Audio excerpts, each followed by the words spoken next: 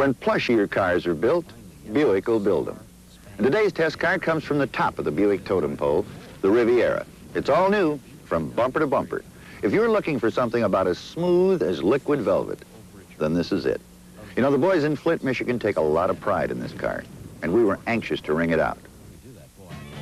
This ultra-posh performer offered us several surprises, the first of which came during the acceleration run. The speedometer walked up to 30 miles an hour in 3.4 seconds.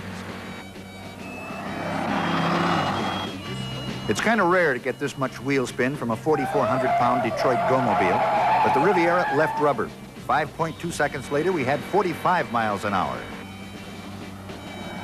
By the time we went for the 60-mile-an-hour run, the tires were hot and grabbing. 8 quiet seconds later, the clock stopped, and we had the best times we've ever recorded on a full-size Buick.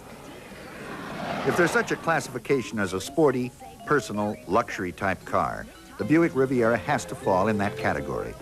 But not only that, it has to be placed in a niche near the top of the heap.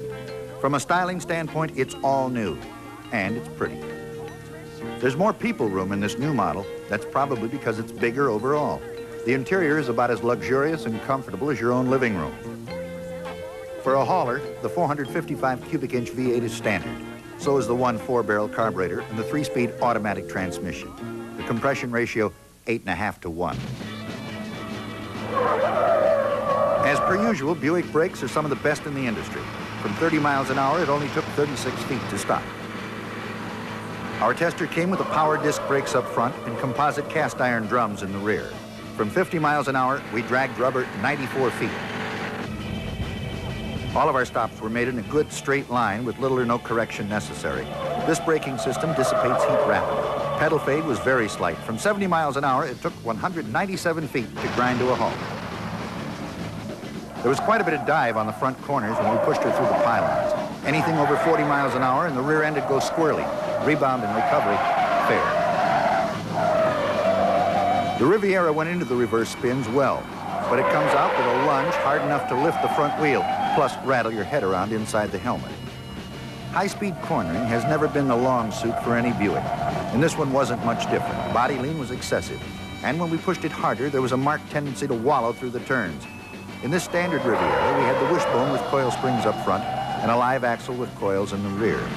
The GS version comes with a heavy-duty suspension, and it makes a lot of difference.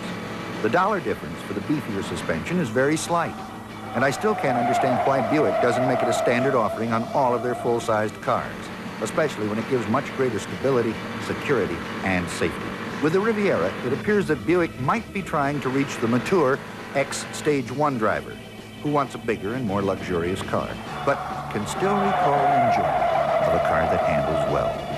I wonder if this one will fill the bill. Well, that's it, and I think you'll agree she's a smoothie. We'll be right back in 1 minute.